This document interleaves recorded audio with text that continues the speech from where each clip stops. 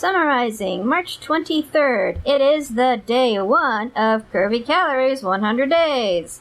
The cold sore on her lip is visible, right in the Cupid's bow. I did not see one in her live. Am I blind, or did she not have a cold sore in the live? So this video is old. Ms. Reed says she's here to show the successes and the non-successes. Non-successes, her words. Shows us a journal she's using for this, her cal counts, and her feelings after each meal. Says she is 551.2. She did not show a weigh-in. Hell, this time she didn't even show a still picture of the car part scale. She admits she's getting heavier, says it's because she eats upwards of 4,000 calories a day. She says she feels bigger, can't breathe as well. Her face is so swollen that she has to turn her head to show her earrings. She says last year she was 478 or so, but she says this shows how it happens really quickly to someone her size. Then says how her being her size means that her stomach is completely stretched out, and it takes much more food to feel full. So she eats thousands more calories than she needs. Well, here's an idea, Ms. Reed. Give up the feeling of being full. Stop when you are no longer hungry, but you're not quite full yet. But no, she's too in love with feeling full. She wants to reach 499.8 during this 100 days. Again, she's doing 1,800 calories a day, but if she goes over by a bit, it's okay, just keep trying. She doesn't want to beat herself up because she binges. Messing up one meal doesn't mean the whole day is lost. Her first meal, she ordered Chick-fil-A. And anyone who says you shouldn't order out, she disagrees. Of course she does. She will be ordering food. This is not going to be an overnight transformation. On and on. Justifications for not cooking. She admits she's showing us stock photos, but she swears that's exactly what she had for her meal. She claims it was 480 calories for this first meal. And in her journal, she wrote that she feels good and hopeful, and let this be her job. Let weight loss be her job. YouTube is also her job, and she's going to put weight loss over YouTube. Okay, YouTube being her job, we've seen how she does that. I think calling something her job actually makes her want to do it less. Meal 2 wasn't really a meal, but she says anyone with a food addiction knows how you can go from being perfectly fine to needing a food at the drop of a hat. So meal number 2 was Baskin-Robbins. She got 3 scoops of Jamocha almond fudge. Another stock photo. It was 840 calories, she says. She wrote that regret and guilt are so strong right now. One meal for the rest of the night is all she needs.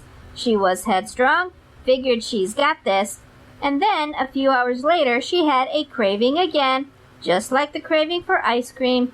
So even though she admits she knew it was a bad idea, she got takeout again, and just said she was still going to count the calories. It's okay if she goes over cal counts on day 1. As long as she's below 3,000 calories, she's going to lose weight.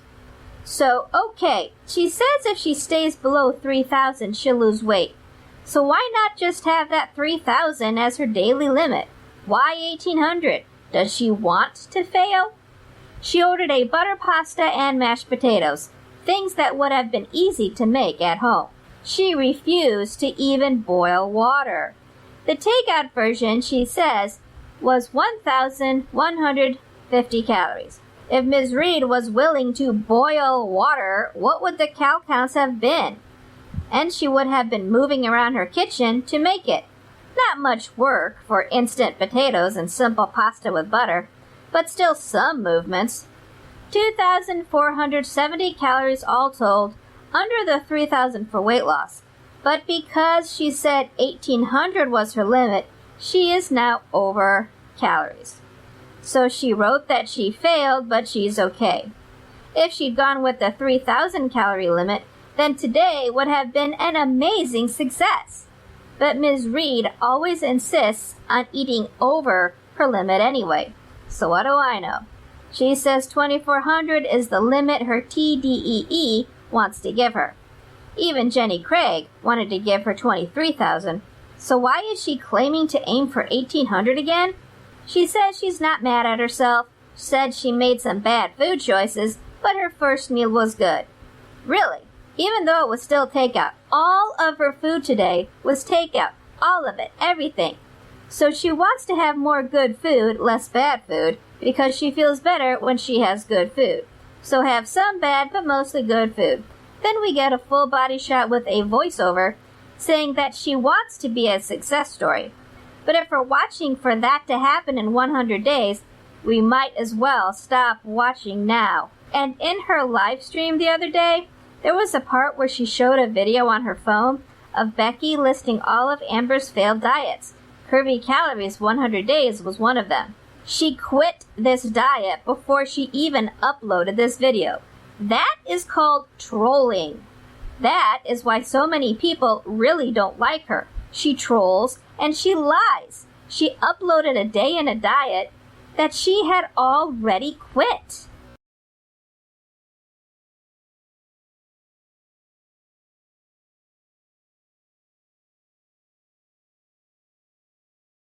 Summarizing March 25th, she's titled it Vulnerability. Has text in the title using a cursive font. It's 3 minutes 41 seconds long. The cold sore is plainly visible, and it was not visible in the live stream, so we already know this is an old video. She uses the conceit of reading her diary to us, and reading it very softly too, while also pitching her voice so low she nearly growls. Vocal fry, it's called, and it's hard for me to hear, which I find annoying. She says Curvy Calories was great in context, her words, but constantly filming her food is a trigger for her now. Another trigger to add to the list. Weight loss content is great, but a daily series was an idiotic, impulsive thought. I guess we're ignoring how she did not post daily, so it was not an actual daily series. When people film movies, they don't say they're filming a daily series, even though they film every day. Ms. Reed is not comfortable being vulnerable on camera anymore,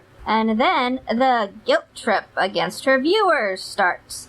She says people take her struggles and vulnerability and make memes and monetize their reaction channels and make cruel jokes about unhealthy cycles, when in reality they are all mental illness shaming. So once again, we have stating facts as being a form of shaming. Ms. Reed says her channel used to revolve around oversharing, but that became the #1 ingredient in the hate train.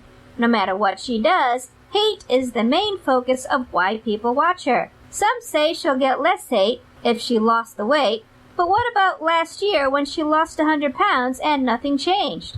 I guess she forgot that she put it back on real quick, so it doesn't count anymore. She says her weight and struggles should not determine how much hate or negativity she receives.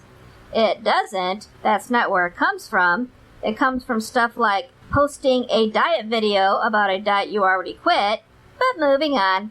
She says it's justifying cruelty with whether she's on a diet or not, and it's just more false outrage. It's an unending nightmare of nasty comments, judged no matter what she does, feels, or says, judged on what she wears, how she cooks, how she walks, and that it's just the internet is really just an excuse. People have made whole videos that are just body shots of her, made fun of when she felt suicidal, even though she came back the next day. Since when did bullying become okay? Says they justify it by saying Amber lies, but Amber then says there's never been any proof of her lying. Okay. Is this another reference to that old video where she said she wasn't lying, she was delusional? Is it now a bad thing to refuse to support delusions? Onward. It's always rumors, she says. One of the worst things she went through is when she shared her abuse story and no one believed her. And she hasn't been the same since. She wishes she could go back and change so much. Maybe not start YouTube at all. But YouTube is a priority for her now. She wishes she could change the narrative. But everything falls back to her past. Between that and the daily fat shaming, she'll probably never be okay again. She wants to feel like she can be her authentic self on YouTube, but she just doesn't. It's easier to be judged for mediocre mukbangs and horrid hauls than to be judged for her struggles, tears, and vulnerabilities, and the darkness in her life. Her words. The more open she is, the more hate she gets. Everything she says gets twisted. She doesn't want her mental illness to get twisted. She doesn't want her indecisiveness to get twisted. She says that she is ill, she is sick, and she is not in control. Interesting, she admits she is not in control, yet refuses to do the one thing she should in that case, which is give control to someone else for a while, just like in a rehab. Instead, Ms. Reed says she doesn't want to share anything on YouTube again. It just gets twisted anyway. But she is in control of this, her channel. And then she looks at the camera, and I guess it's supposed to be a mic drop moment. She is in control of her channel. She doesn't want to share anything if it's just going to be twisted. Perhaps it was a quiet threat to leave if her viewers don't tell her what she wants to hear. But we know she won't ever really leave. Where else can she get so much money with her limited skill set?